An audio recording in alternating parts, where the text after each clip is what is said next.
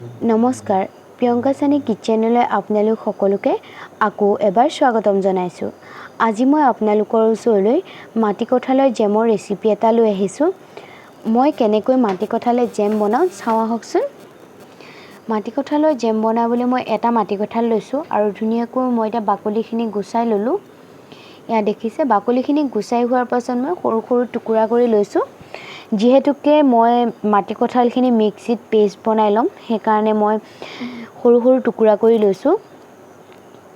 ইয়া দেখিছে আৰু আপোনালোকক এটা কথা কওঁ, মাটি কঁঠালৰ পেষ্টটো বনাওতে কোনো ধৰণৰ পানী ব্যৱহাৰ নকৰিব, যেহেতুকে মাটি কঁঠালত বহুত বেছি ৰস থাকে। ইয়া দেখিছে মই কোনো পানী দিয়া নাই, মই তেনেকৈ দিছো। নিজৰ জোখত দিব। ইয়া চাওক মোৰ পেষ্টটো ৰেডি হৈ গ'ল আৰু পেষ্টটো মই একদম মিহিকৈ মানে পেষ্ট বনাইছো। ইয়া দেখিছে মই এটা চিচাৰ বাউল ললো, তাত মই উলিয়াই লৈছো। ইয়া চাওকচোন। আৰু এতিয়া মই কেৰাহী এখন গেছত গৰম হ'বলৈ দিছো। কেৰাহীখন গৰম হোৱাৰ লগে লগে মই অকণমান ৰিফাইন তেল দিছো। আপোনালোকে ঘি বা বাটাৰো ব্যৱহাৰ কৰিব পাৰে। তেলখিনি গৰম হোৱাৰ লগে লগে মই কেইটামান লং আৰু তেজপাত দালচেনি মই দিছো আৰু এতিয়া মই পেষ্টটো দি দিছো। আপোনালোকৰ ওচৰত যদি লং ইলাচি গুড়ি থাকে গুড়িও দিব পাৰিব। মোৰ ওচৰত নাই কাৰণে মই তেনেকৈ দিছো। এয়া দেখিছে মই দিয়াৰ লগে লগে লৰাই দিলো আৰু এতিয়া মই অকণমান ৰেড চিলি পাউডাৰ লৈছো। কালাৰৰ কাৰণে অকণমান হালধি আৰু অকণমান মই নিজৰ সোৱাদ অনুসৰি অকণমান মই নিমখ লৈছো। বেছিকৈ নিমখ নিদিব, যিহেতুকে মিঠা জেম মিঠাই সেইকাৰণে নিমখটো বেছিকৈ হ'লে ইমান ভাল নালাগিব। অকণমান মানে সোৱাদ মিঠাৰ বেলেঞ্চটো ৰাখিবৰ কাৰণেহে মই নিমখ ব্যৱহাৰ কৰিছো। আপোনালোকে যিকোনো নিমখ ব্যৱহাৰ কৰিব পাৰে।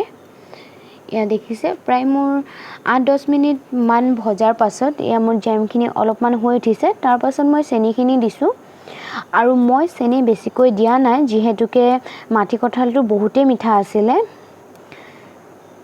এয়া দেখিছে আৰু এয়া মোৰ ভাগৰ 15-20 মিনিট হৈ যোৱাৰ পাছত এয়া প্ৰায় মোৰ ভাগৰ জেমখিনি ৰেডি হৈ গৈছে।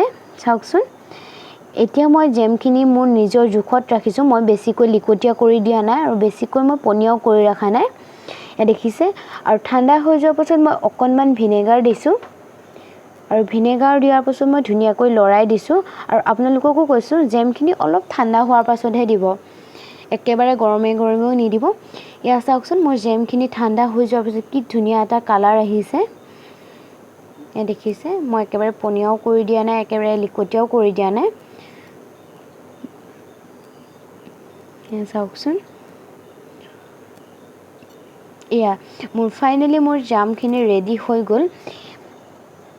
দেখিছে কি ধুনীয়া হৈছে আৰু আপোনালোকেও মই বনাই খাব বুলি আশা কৰিছো। আৰু বনাই খাই কেনেকুৱা পালে মোক কমেণ্ট কৰি জনাব।